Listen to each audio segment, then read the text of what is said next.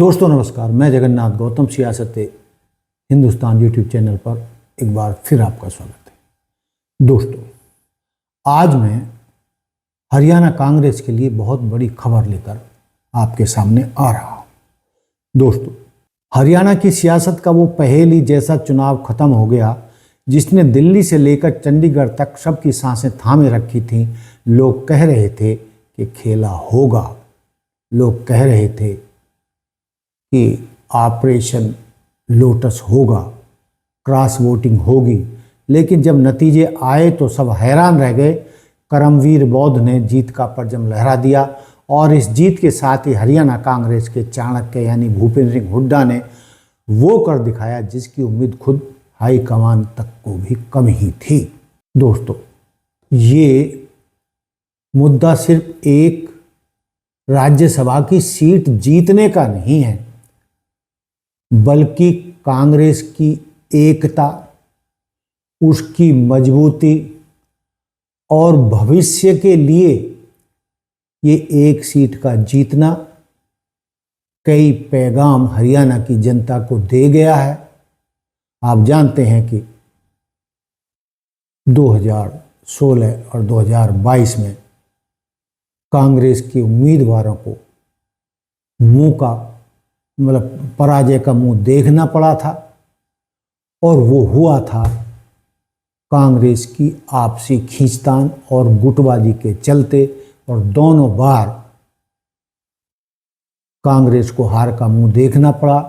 और हरियाणा कांग्रेस को नहीं बल्कि कांग्रेस हाईकमान की बहुत फजीयत हुई थी। इसीलिए ये माना जा रहा था कि हरियाणा से कांग्रेस के उम्मीदवार दलित चेहरा करमवीर बौद्ध की जीत पर कई संदेह व्यक्त किए जा रहे थे, लेकिन दोस्तों अंततः वो हुआ जिसकी उम्मीद कम थी।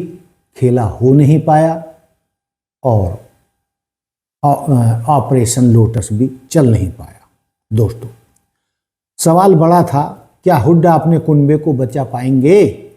क्या हिमाचल की वादियों में विधायकों की बाड़ेबंदी काम आएगी? आज जवाब मिल गया है। हुड्डा ने न सिर्फ अपने 37 के 37 विधायकों को एकजुट रखा, बल्कि निर्दलीय सेंधमारी की कोशिशों को भी नाकाम कर दिया।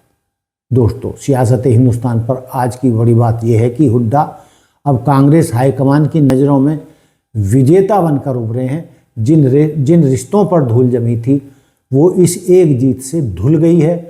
अब दिल्ली दरबार में हुड्डा की बात में वो दम होगा जो पिछले कुछ समय से गायब दिखता था। दोस्तों, लेकिन रुकिए, इस जीत के साइड इफेक्ट भी कम नहीं होंगे। अब हरियाणा कांग्रेस में हुड्डा का कद इतना बड़ा हो गया है कि विरोधी गुटों के लिए भी सिर उठाना मुश्किल हो जाएगा, या ये कहिए कि आज फिर नए सिरे से भूपेंद्र सिंह हुड्डा कांग्रेस के एक छत्र नेता बन गए हैं। दूसरा इफेक्ट, बीजेपी के ऑपरेशन लोटस को हरियाणा में बड़ा झटका लगा है। दोस्तों, मैं ये बहुत बड़ी महत्वपूर्ण बात कह रहा हूं कि भाजपा ने करमवीर बौद्ध को हराने के लिए और सतीश नागल को जिताने के लिए पूरी ताकत झोंक रखी थी। विधायकों पर पहरे लगाए गए थे, उनमें सेंध मारने की कोशिश की गई थी।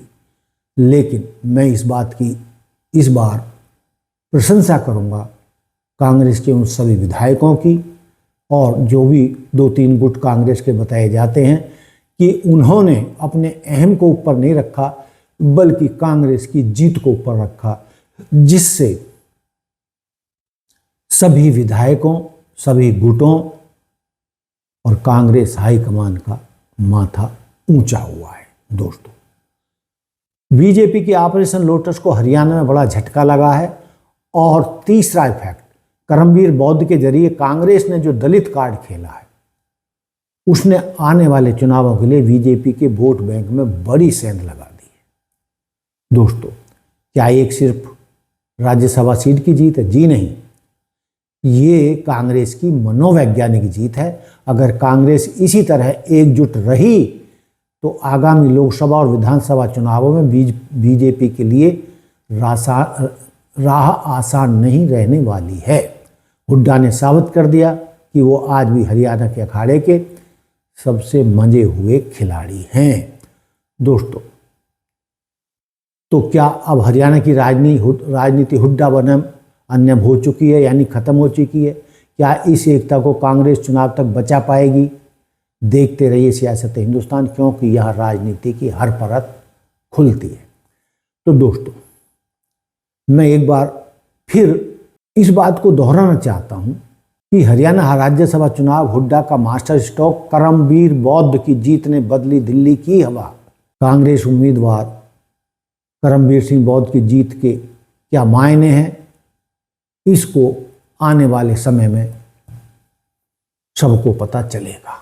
और दोस्तों, मैं यहाँ एक बात और कहना चाहता हूँ कि यदि ऐसी एकता कांग्रेसी नेताओं ने, सभी गुटों ने पिछला चुनाव विधानसभा का लड़ा होता, तो दोस्तों तीसरी बार भी भाजपा की सरकार नहीं बनती, बल्कि कांग्रेस सत्ता में होती। और जिसका कि पहले से अंदेशा था, सब मान के चल रहे थे कि कांग्रेस जीत रही है। और मेरी कई बड़े अधिकारियों से भी बातचीत हुई थी, भाजपा नेता भी कह रहे थे हाँ भाई हम इस बार हार रहे हैं और कांग्रेस सत्ता में लौट रही है।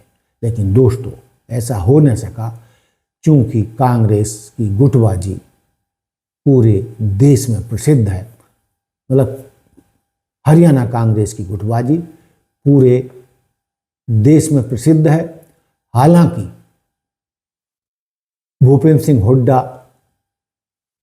और तत्कालीन प्रदेश कांग्रेस अध्यक्ष दोनों ने मिलकर जबरदस्त जुगलबंदी के चलते भाजपा को जबरदस्त मुकाबला दिया था और जीत के मुहाने पर पहुंचा दिया था।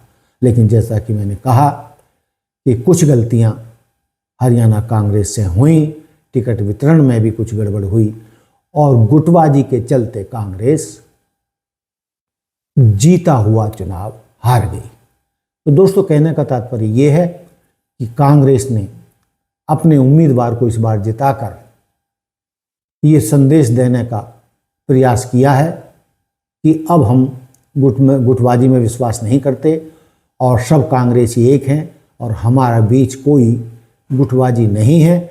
और आने वाले चुनावों में, चाहे लोकसभा के हों चाहे विधानसभा के हों, हम भाजपा को धूल चटाने के लिए तैयार हैं। मेरी कई कांग्रेस नेताओं से भी बातचीत हुई, उनका भी यही कहना है कि इस जीत से कांग्रेस को बहुत बड़ी मजबूती मिलेगी, मनोवैज्ञानिक तौर पर मजबूती मिलेगी।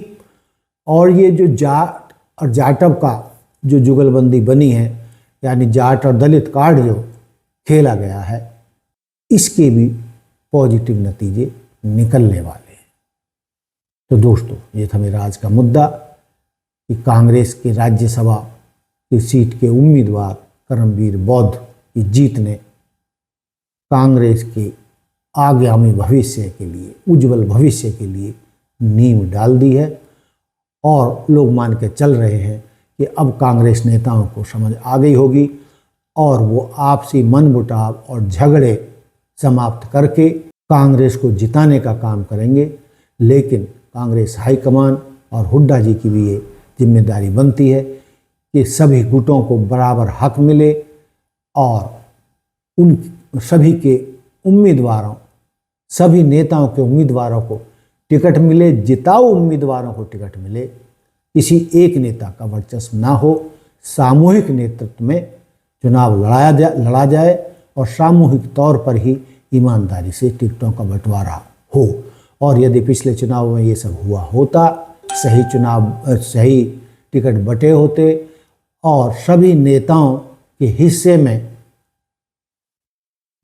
बराबर उम्मीदवार, यानी जिसकी जितने हिस्सेदारी बनती उसको उतने, उस नेता को उतने टिकट बांटने का अधिकार दिया गया होता, तो दोस्तों इसमें दो राय नहीं है कि कांग्रेस आज हरियाणा में राज कर रही होती। तो दोस्तों ये था मेरा मुद्दा। चलो देर आए दुरुस्त आए, कांग्रेस ने एकजुटता दिखाई। तो दोस्तों देखते रहिए सियासत हिंदुस्तान। जय हिंद, जय भारत, जय संविधान। नमस्कार।